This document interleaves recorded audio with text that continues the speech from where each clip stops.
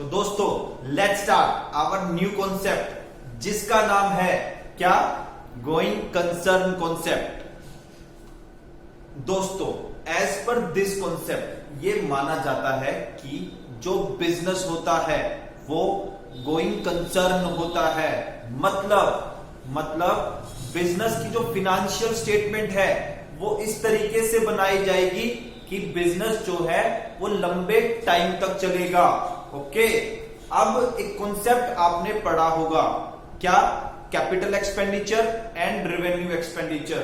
दोस्तों ये कॉन्सेप्ट जो है हमने क्यों पढ़ा? Because of going concern concept. हम हमारी असेट को डेप्रिशिएट करते हैं लंबे टाइम तक, उसका रीजन क्या है? Going concern concept. हम असेट की मार्केट वैल्यू को कभी भी कंसीडर नहीं करते, हम उसकी बुक वैल्यू को मतलब कॉस्ट माइनस डेप्रिसिएशन जो अमाउंट आएगा उसको हम कंसीडर करते हैं। तो चलिए दोस्तों इस कॉन्सेप्ट के बारे में और अच्छे से जानने के लिए हम चलते हैं नेक्स्ट स्लाइड पे। तो दोस्तों चलिए अब आगे बढ़ते हैं और देखते हैं इस कॉन्सेप्ट की थ्योरी। चलिए, as per this concept, financial statements are normally prepared on the assumption that business is a going concern and shall continue for foreseeable future। दोस्तों ये मैं आपको ऑलरेडी बता चुका हूं कि बिजनेस जो है आपका लंबे टाइम तक चलेगा। ओके, और आपका बिजनेस गोइंग कंसर्न है।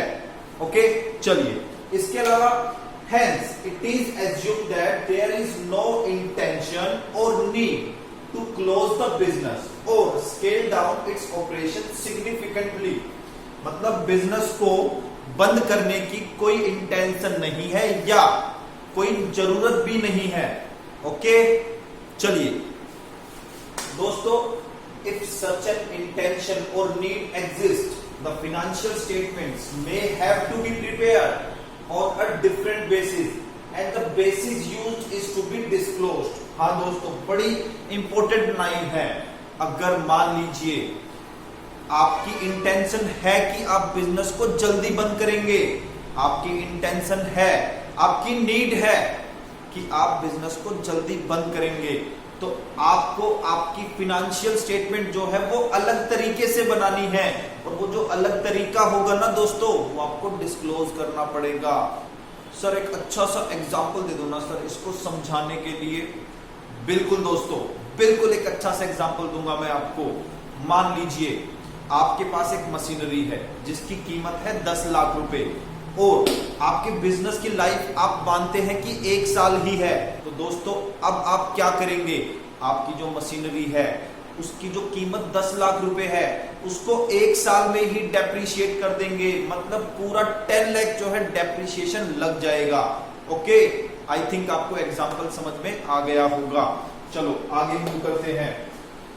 Due to this concept, a distinction is made between capital expenditure and revenue expenditure।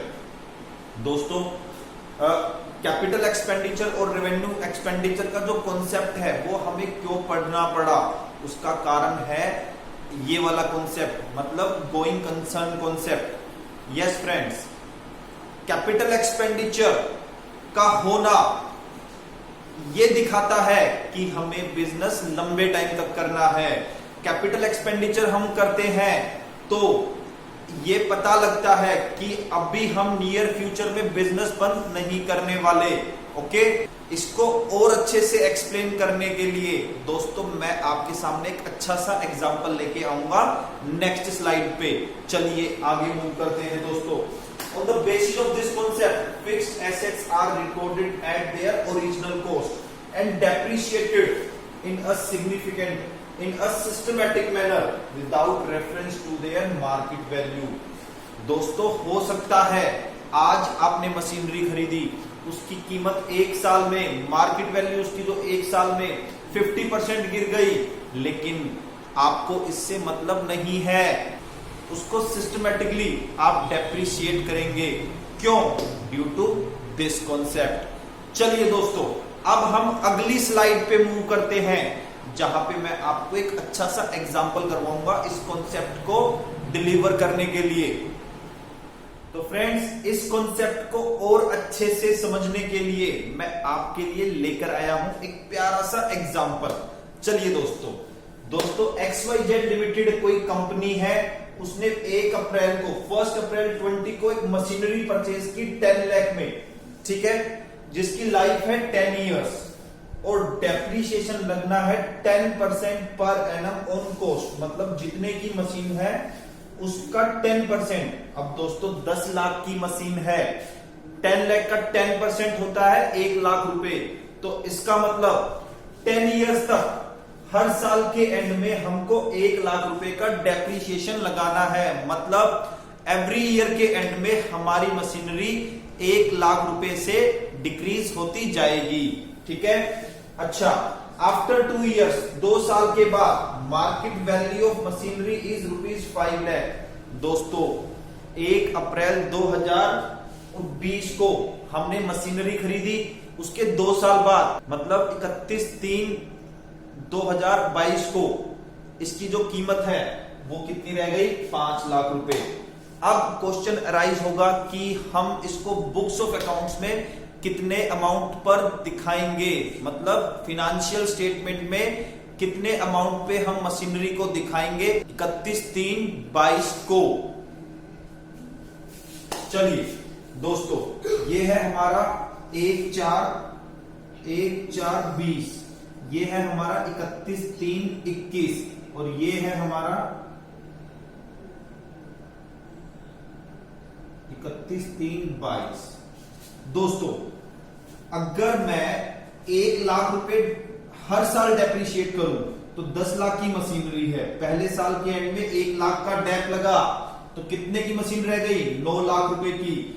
दूसरे साल में फिर दूसरे साल के एंड में फिर 1 लाख रुपए का डेप लगा, अब मेरी मशीनरी कितने की रह गई दोस्तों? 8 लाख की। लेकिन इसकी जो मार्केट वैल्यू है वो कितनी है? 5 लाख की, ठीक है दोस्तों। एज पर दिस कॉन्सेप्ट हम इस मशीनरी को 31/3/22 को मार्केट वैल्यू 5 लाख पर नहीं दिखाएंगे, हम दिखाएंगे 8 लाख पर। ओके, मतलब ये है कि हम ये मानेंगे कि हमारी जो मशीनरी है वो पूरी की पूरी डेप्रीशिएट होगी, वो 10 इयर्स में होगी, मार्केट वैल्यू का कोई फर्क नहीं पड़ेगा। ओके, 10 साल मशीनरी चलेगी, ये हम मानेंगे। और दोस्तों अगर आपकी मशीनरी 10 इयर्स में डेप्रीशिएट होगी, इसका मतलब आपका बिजनेस 10 इयर्स तक बंद नहीं होगा और आपका बिजनेस गोइंग कंसर्न बन जाएगा। ओके, आई थिंक आपको अच्छे से समझ में आ गया होगा। ओके, आप चाहे तो इस एग्जाम्पल को नोट कर सकते हैं दोस्तों, ठीक है। यहां पर मैं अपने इस कॉन्सेप्ट को कंक्लूड करता हूं। आई थिंक सभी को समझ में आ गया होगा।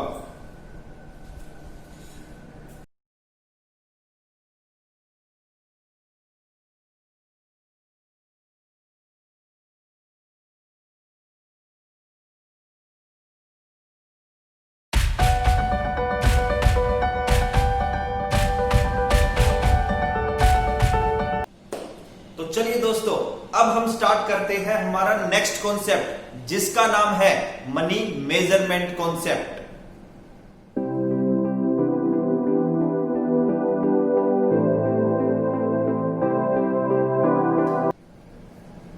तो चलिए दोस्तों, इस कॉन्सेप्ट को अच्छे से करने के लिए मैं आपके सामने लेकर आया हूं एक प्यारा सा एग्जाम्पल। और सुनिए दोस्तों, पता है ये एग्जाम्पल किसका है? सर किसका है ये एग्जाम्पल? ये एग्जाम्पल है आपके और मेरे एक प्यारे दोस्त का, जिसका नाम है पोपटलाल। हैं सर, पोपटलाल? हाँ जी, यस, आपने बिल्कुल सही सुना, पोपटलाल। वो पोपटलाल जिसका प्रिय साथी कौन है? उसका छाता। और हाँ, उसकी एक प्रॉब्लम भी है बेचारे की, काफी टाइम से वो कोशिश कर रहा है, वो ट्राई पे ट्राई किए जा रहा है, लेकिन बेचारे की शादी नहीं होती। अब आज वो ऐसी पोजीशन पे आ गया है मेरे दोस्तों, उसने डिसाइड कर लिया कि मैं शादी करूंगा ही नहीं, लेकिन मैं और लोगों की शादी करवाऊंगा। और दोस्तों इसीलिए उसने एक बिजनेस ओपन किया जिसका नाम उसने रखा क्या, पोपटलाल वेडिंग प्लानर। यस दोस्तों, ये रहा उसका बिजनेस आपके सामने। अब दोस्तों हुआ क्या, उसने जब बिजनेस स्टार्ट किया, कुछ उसने परचेजेस की अपने बिजनेस के लिए, और वो बिजनेस की परचेजेस वो आपको जो है दिखाना चाहता है, और वो चाहता है जितनी भी उसकी परचेजेस है उसको मॉडर्न अकाउंटिंग सिस्टम के अकॉर्डिंग वो बुक्स में रिकॉर्ड करे। इसके लिए वो आपकी हेल्प चाहता है दोस्तों।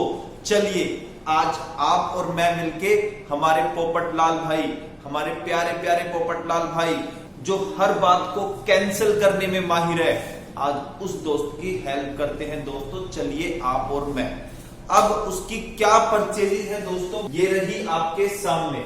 दोस्तों उसने 5 ये कुछ परचेजेस की है अपने बिजनेस के लिए, और वो चाहता है कि मॉडर्न अकाउंटिंग प्रिंसिपल के अकॉर्डिंग इनको बुक्स में रिकॉर्ड करे। चलो देखते हैं क्या क्या उसने परचेज किया। दोस्तों उसने 50 डिजाइनिंग कर्टेन्स परचेज किए 1,50,000 के, 1,50,000 रुपए के उसने 50 डिजाइनर कर्टेन्स परचेज किए। ओके, इसके अलावा उसने 5 झूमर्स परचेज किए दोस्तों 2,20,000 के। क्या 5 झूमर्स कितने के हैं दोस्तों, 2,20,000 रुपए के। इसके अलावा 200 सीलिंग लाइट्स उसने परचेज की, 2 डीजे सेट्स दोस्तों, डीजे सेट्स मजा आ जाता है, आप डांस करते हैं ना, वेरी गुड। हाँ, तो 2 डीजे सेट्स उसने परचेज किए कितने के, 5 लाख रुपए के। और दोस्तों 150 उसने क्रॉकरी सेट्स भी परचेज की। ओके, तो दोस्तों ये सारी ट्रांजैक्शंस उसने हमें दी है, और वो चाहता है मॉडर्न अकाउंटिंग सिस्टम के तहत इसको बुक्स में रिकॉर्ड करे। तो चलिए दोस्तों, अब जब हम इसकी ट्रांजैक्शंस को रिकॉर्ड करेंगे मॉडर्न अकाउंटिंग सिस्टम के अकॉर्डिंग, तो दोस्तों हम क्या रिकॉर्ड करेंगे, हम रिकॉर्ड करेंगे क्या, 50 डिजाइनर कर्टेन्स जो 1,50,000 के हैं दोस्तों, इसको हम रिकॉर्ड कर देंगे। ओके, चलो फिर उसके बाद 5 झूमर से 2,20,000 रुपए के दोस्तों, इसको भी हम रिकॉर्ड कर देंगे, कोई दिक्कत वाली बात है ही नहीं। लेकिन दोस्तों दिक्कत की बात पता है कब आती है, 200 सीलिंग लाइट्स जो उसने परचेज की है उसको हम रिकॉर्ड नहीं करेंगे। हैं सर, ऐसे कैसे रिकॉर्ड नहीं करेंगे दोस्तों, बताता हूं अभी आपको थोड़ी देर में। इसके अलावा 2 डीजे सेट उसने परचेज किए 5 लाख के, हम इसको भी जो है रिकॉर्ड कर देंगे। और 150 क्रॉकरी सेट्स अगेन, इसको भी रिकॉर्ड नहीं करेंगे। सर ऐसा कैसे कर दिया आपने, क्यों किया आपने ऐसा, आपने जो क्रॉकरी सेट्स है, जो सीलिंग लाइट्स है, इनको रिकॉर्ड क्यों नहीं किया। चलो दोस्तों मैं बताता हूं आपको कि पोपटलाल जो हमारे पोपटलाल भाई है उनको कैंसल करना पड़ेगा। क्या रिकॉर्ड करना, किस चीज को रिकॉर्ड करना, 2 आइटम्स को, एक तो सीलिंग लाइट्स को और क्रॉकरी सेट्स को। क्यों, क्योंकि जब वो रिकॉर्ड करने जाएगा दोस्तों, उसका जो हाथ है ना, हाथ उसको ना, उसके हाथ को कोई पकड़ लेगा आके। सर कौन पकड़ेगा उसके हाथ को, कोई भूत वगैरह आएगा क्या, नहीं दोस्तों, भूत तो कुछ होते ही नहीं है। लेकिन सुनो मेरी बात, कौन आएगा, एक मॉडर्न अकाउंटिंग सिस्टम का एक मोस्ट पॉपुलर कॉन्सेप्ट बीच में आएगा दोस्तों, जिसका नाम है money measurement concept. Money measurement concept भागा भागा भागा भागा आएगा दोस्तों, और आके पोपटलाल भाई के हाथ को ऐसे पकड़ लेगा, बोलेगा कैंसल कैंसल, आप रिकॉर्ड नहीं कर सकते। अब पोपटलाल भाई पूछेंगे ऐसे क्यों नहीं कर सकते, आप ऐसा क्यों मुझे रोकते हो। दोस्तों as per money measurement concept, books of accounts में केवल वो ट्रांजैक्शंस एंड वो इवेंट्स रिकॉर्ड करेंगे जिसकी मनी वैल्यू हमारे पास है। ओके, जिस ट्रांजैक्शन की मनी वैल्यू दोस्तों हमारे पास नहीं है, हम उसको बुक्स ऑफ अकाउंट्स में रिकॉर्ड नहीं करेंगे। जैसे अब बात करते हैं यहां पे दोबारा, डिजाइनिंग कर्टेन्स उसने परचेज किए, तो दोस्तों अमाउंट गिवन था तो उसको रिकॉर्ड कर सकते हैं। ऐसे ही 5 झूमर्स उसने परचेज किए, अमाउंट अगेन गिवन था दोस्तों, हम रिकॉर्ड कर सकते हैं। डीजे सेट्स का अमाउंट हमें गिवन था, उसको भी हम रिकॉर्ड कर सकते हैं। इसके अलावा दोस्तों सीलिंग लाइट्स और क्रोकरी सेट्स की हमें कोई भी अमाउंट गिवन नहीं थी। तो as per money measurement concept कोई भी ट्रांजैक्शन हो या कोई भी इवेंट हो, अगर उसकी मनी वैल्यू नहीं है तो उसको हम बुक्स ऑफ अकाउंट्स में रिकॉर्ड नहीं करेंगे। आई थिंक आपको मेरी बात अच्छे से समझ में आ गई होगी दोस्तों। अब इस कॉन्सेप्ट को और अच्छे से करने के लिए हम आगे मूव करते हैं नेक्स्ट स्लाइड पे।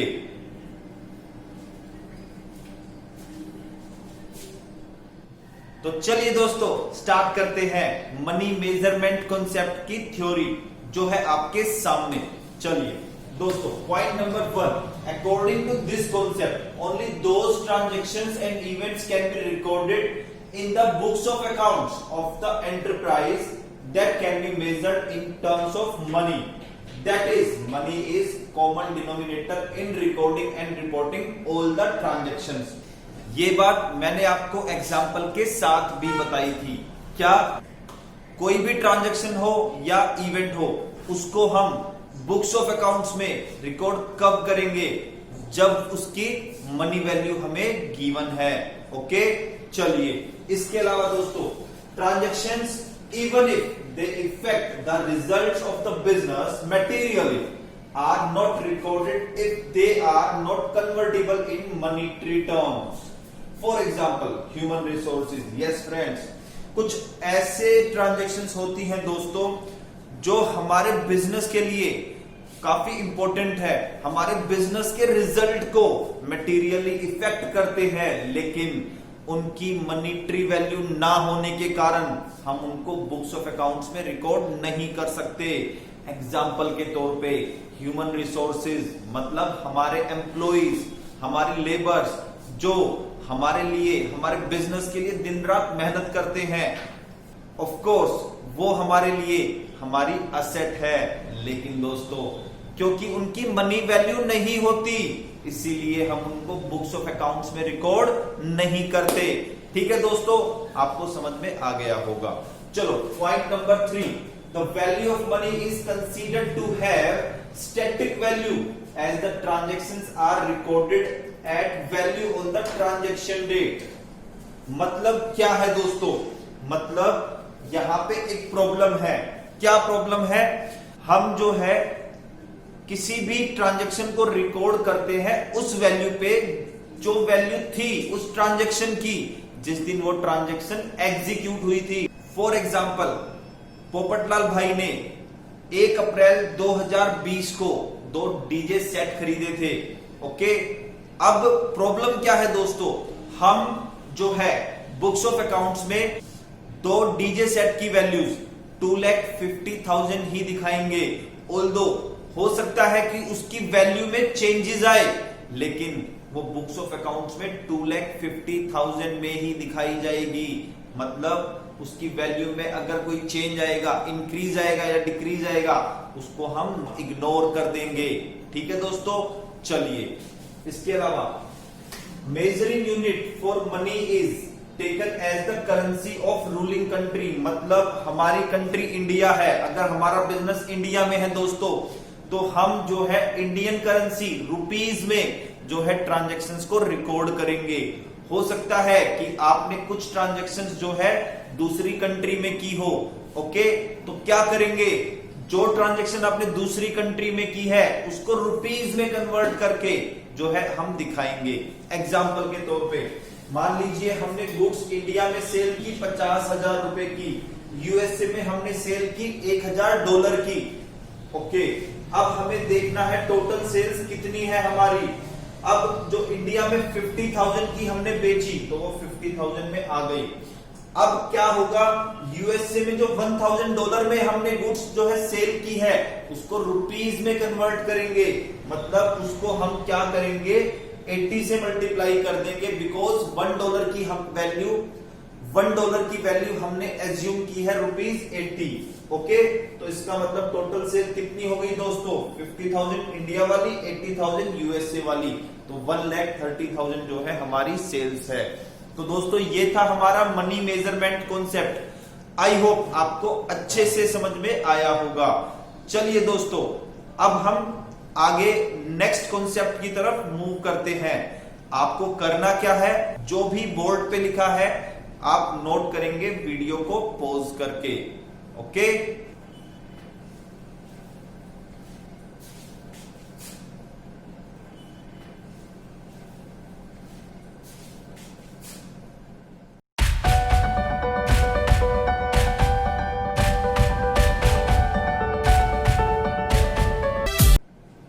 तो friends, let's start our new concept जिसका नाम है रेवेन्यू रिकॉग्निशन कॉन्सेप्ट।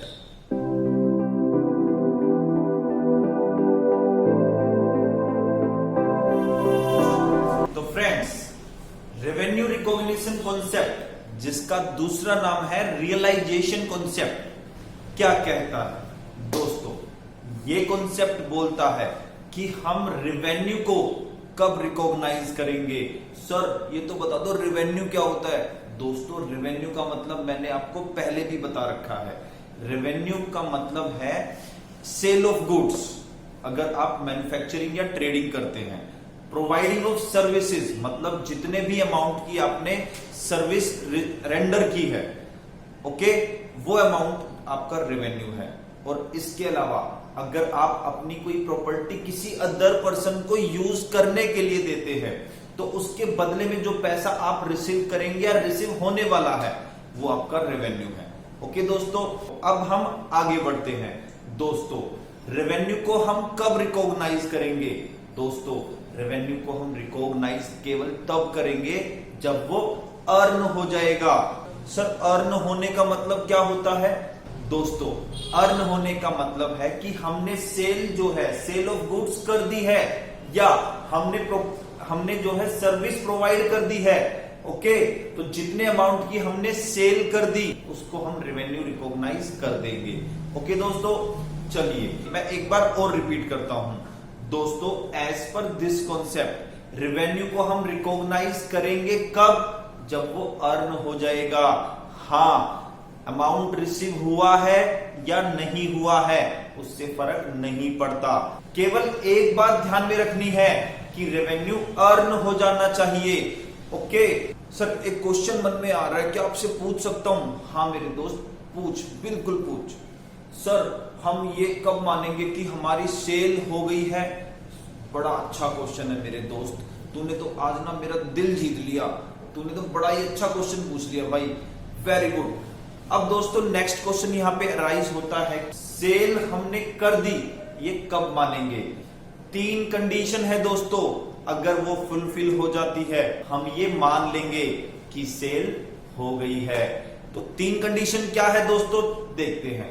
पहली कंडीशन है कि ownership of goods has been transferred, मतलब हमने जो है गुड्स की ओनरशिप जो है कस्टमर को दे दी। ओनरशिप कब दी जाती है दोस्तों? जब उसके नाम पे एक बिल इश्यू हमने कर दिया है।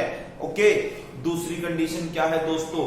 Risk and reward has been transferred, जो गुड्स हमने बेची है उसके रिगार्डिंग कोई भी रिस्क था या कोई रिवॉर्ड था वो भी हमने ट्रांसफर कर दी। देसी भाषा में बताऊं दोस्तों, देसी भाषा में इसका मतलब क्या है? हमने गुड्स की डिलीवरी कस्टमर को दे दी। ओके, थर्ड कंडीशन क्या है दोस्तों?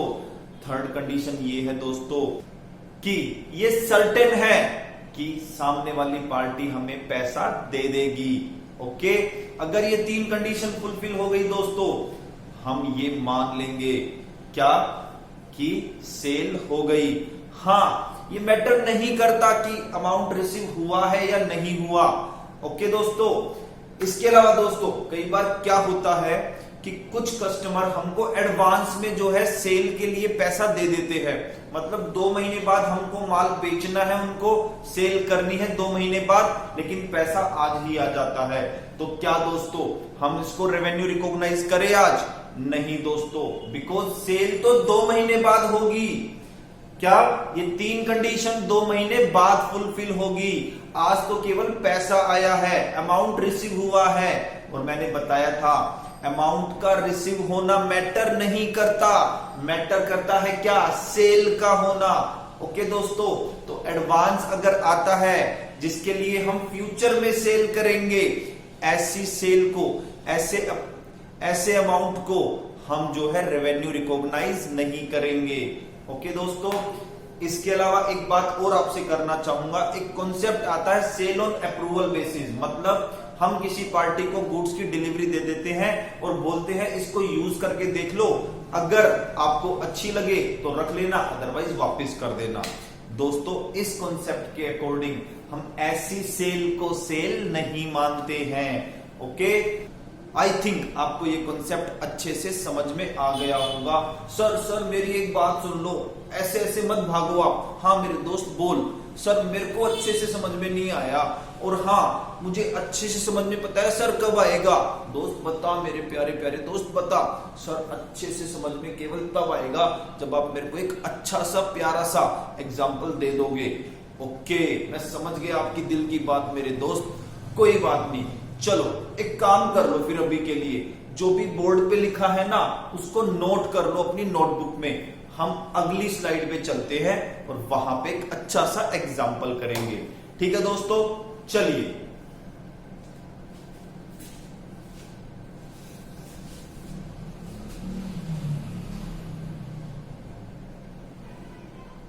तो चलिए दोस्तों, अब हम करते हैं एक प्यारा सा एग्जाम्पल, सो दैट ये जो कॉन्सेप्ट है आपको और अच्छे से समझ में आ जाए। तो चलिए दोस्तों, मैं आपके सामने लेकर आया हूं एक प्यारा सा एग्जाम्पल। किसका? हमारे 4 दोस्त जिनकी ग्रुप का नाम है फुकरे बॉयज।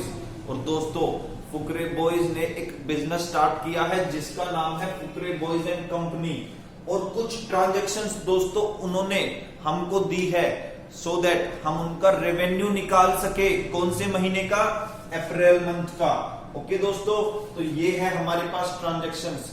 चलिए हम देखते हैं कि कितना अमाउंट जो है रिकॉग्नाइज करेंगे as revenue in the books of Fukrey boys and company.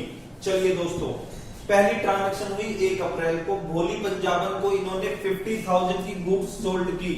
Okay, जिसका अमाउंट हमें रिसीव होगा जुलाई में। दोस्तों, मैं आपसे ना एक बात पूछना चाहता हूं। आप सभी को पता है भोली पंजाबन जो है वो क्या है? सर वो तो एक डॉन है। और दोस्तों, लगता है भोली पंजाबन फुकरे बॉयज के पैसे वापस कर देगी, लगता है आपको? सर नहीं, लगता तो नहीं है। तो दोस्तों, अगर ऐसा है, अगर आपको लगता है कि भोली पंजाबन से पैसा नहीं आने वाला, तो दोस्तों आप इसको रेवेन्यू रिकॉग्नाइज नहीं करेंगे। सर क्यों? याद करो, थर्ड कंडीशन रेवेन्यू रिकॉग्नाइज करने की क्या थी कि ये सर्टेन होना चाहिए कि सामने वाली पार्टी हमें पैसा नहीं देगी। बिकॉज भोली पंजाबन एक डॉन है और वो पैसा नहीं देगी। जो हमारे चूचे भैया थे वो भोली पंजाबन से पैसा लेने भी गए थे, तो उन्होंने पता है क्या किया? चूचे भैया के सामने रिवॉल्वर रख दी। अब दोस्तों बता दो, जो पर्सन रिवॉल्वर रख देता है सामने, क्या वो पैसे दे देगा क्या? सर नहीं देगा। तो इसीलिए जो है हम रेवेन्यू रिकॉग्नाइज करते वक्त जो है भोली पंजाबन को जो सेल की उसको हम रिकॉग्नाइज नहीं करेंगे, उसको सेल नहीं मानेंगे। ओके, इसके अलावा दोस्तों 7 अप्रैल को हमने गुड्स बेची कैश देकर 30,000 रुपए में। हाँ दोस्तों, कैश आ गया तो सिरदर्दी नहीं है, सेल मान लेंगे। सेल भी आज हुई है, कैश भी आज हुआ आया है, तो इसका मतलब हम जो है इसको सेल मान लेंगे। ठीक है, तो चलिए आगे बढ़ते हैं। रिसीव्ड फ्रॉम, इसको ठीक कर ले दोस्तों, received from Billa Halwai in advance ₹20,000 for the goods to be sold in May. Billa Halwai को जानते हो दोस्तों? सर पता है, वो लाली का पापा। वेरी गुड दोस्तों। तो बिल्ला हलवाई जो है दोस्तों, उससे हमने 20,000 रुपए रिसीव कर लिए और उसने बोला कि माल जो है, गुड्स जो है वो अगले महीने भेजना। तो दोस्तों बताइए, क्या हमने सेल कर दी है? सर सेल तो नहीं की। तो दोस्तों अगर सेल नहीं की है तो अमाउंट का रिसीव होना मैटर नहीं करता। देयरफॉर हम इस ट्रांजैक्शन को रेवेन्यू रिकॉग्नाइज नहीं करेंगे। ठीक है, तो चलिए इसको भी हम हटा देते हैं। अब दोस्तों अगली ट्रांजेक्शन है 22 तारीख की, सोल्ड गुड्स टू भोलूराम। दोस्तों भोलूराम जो है हमारे असली में भोले भैया हैं, वो बेचारे काफी शरीफ है। ठीक है, चलो 40,000 का माल हमने उसको बेचा। Amount to be received in May 2020। Bholuram भोले है तो इसका मतलब पैसा दे देंगे, सर्टेन है कि पैसा आ जाएगा। तो दोस्तों इसका मतलब हम इसको भी रेवेन्यू रिकॉग्नाइज करते वक्त ऐड करेंगे। तो टोटल रेवेन्यू मतलब सेल्स हम कितनी दिखाए बताइए। हम दिखाएंगे एक तो 30,000 रुपए जो कैश में हमने माल बेचा था। इसके अलावा जो भोलूराम को, हमारे भोलू भैया को, जो बेचारे इतने शरीफ है कि वो 40 या 80,000 रुपए भी दे देंगे। तो दोस्तों इसका मतलब क्या है, हम 70,000 जो है रेवेन्यू रिकॉग्नाइज करेंगे अप्रैल में। ओके दोस्तों, आई थिंक आपको समझ में आ गया होगा दोस्तों। चलिए अब आप क्या करें, आप जो है इस वीडियो को पॉज करें और जो बोर्ड पे एग्जाम्पल है उसको नोट कर ले, फिर मैं नेक्स्ट कॉन्सेप्ट की तरफ मूव करूंगा। ओके चलिए।